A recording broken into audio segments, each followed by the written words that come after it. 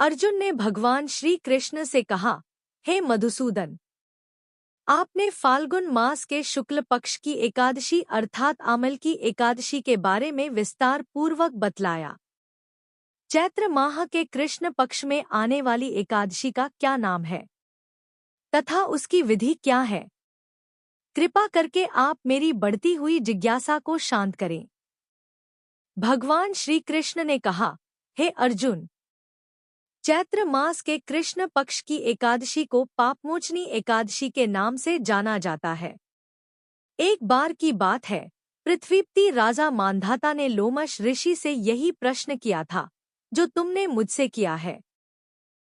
अतः जो कुछ भी ऋषि लोमश ने राजा मांधाता को बतलाया वही मैं तुमसे कह रहा हूँ।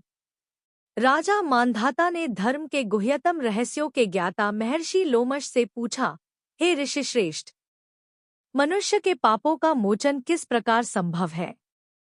कृपा कर कोई ऐसा सरल उपाय बताएं जिससे सभी को सहज ही पापों से छुटकारा मिल जाए। पापमोचनी एकादशी व्रत कथा। महर्षि लोमश ने कहा, हे नृपति, चैत्र मास के कृष्ण पक्ष की एकादशी का नाम पापमोचनी एकादशी है। उसके व्रत के प्रभाव से मनुष्यों के अनेक पाप नष्ट हो जाते हैं।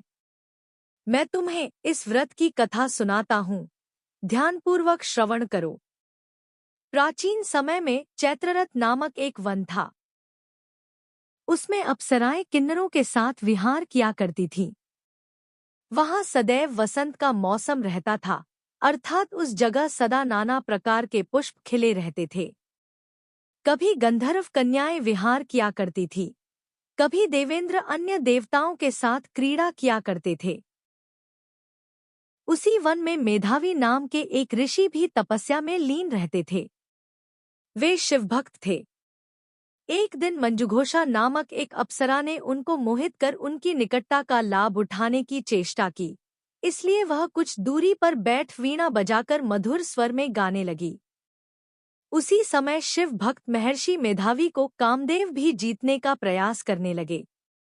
कामदेव ने उस सुंदर अप्सरा के भ्रू का धनुष बनाया, कटाक्ष को उसकी प्रत्यंचा बनाई और उसके नेत्रों को मंजुघोषा अप्सरा का सेनापति बनाया।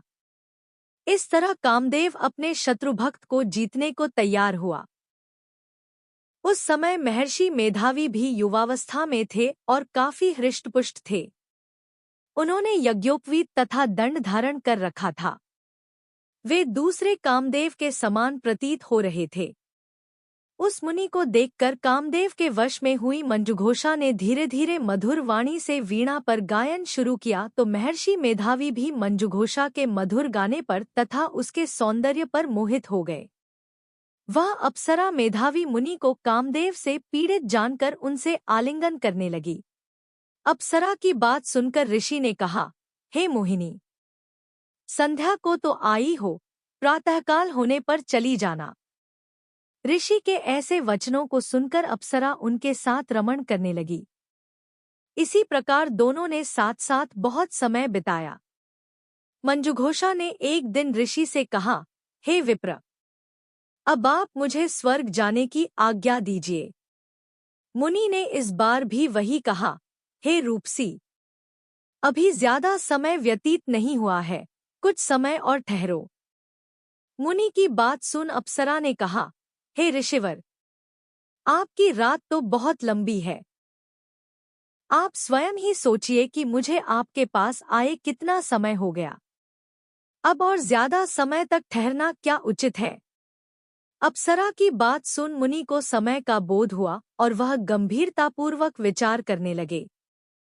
जब उन्हें समय का ज्ञान हुआ कि उन्हें रमण करते 57 वर्ष व्यतीत हो चुके हैं, तो उस अप्सरा को वह काल का रूप समझने लगे। इतना ज्यादा समय भोगविलास में व्यर्थ चला जाने पर उन्हें बड़ा क्रोध आया। अब वह भयंकर क्रोध में जलते हुए उस तप नाश करने वाली अप्सरा की तरफ भ्रिकुटी तान कर देखने लगे। क्रोध से उनके अधर कांपने लगे और इंद्रियां बेकाबू होने लगी। क्रोध से थरथराते स्वर में मुनि ने उस अप्सरा से कहा, मेरे तप को नष्ट करने वाली दुष्टा, तू महापापिन और बहुत ही दुराचारिणी है। तुझ पर धिक्कार है। अब तू मेरे श्राप से पिशाचिनी बन जा। मुनि के क्रोधयुक्त श्राप से वह अप्सरा पिशाचिनी बन गई। यह देख वह व्यथित होकर बोली, हे ऋषिवर, अब मुझ पर क्रोध त्याग कर प्रसन्न होइए और कृपा करके बताइए कि इस शाप का निवारण किस प्रकार होगा। विद्वानों ने कहा है, साधुओं की संगत अच्छा फल देने वाली होती है और आपके साथ तो मेरे बहुत वर्ष व्यतीत हुए हैं, अतः अब आप मुझ पर प्रसन्न हो जाइए, अन्यथा लोग कहेंगे कि एक पुण्य आत्मा के साथ रहने पर मंजुघोषा को पिशाचिनी बनना पड़ा।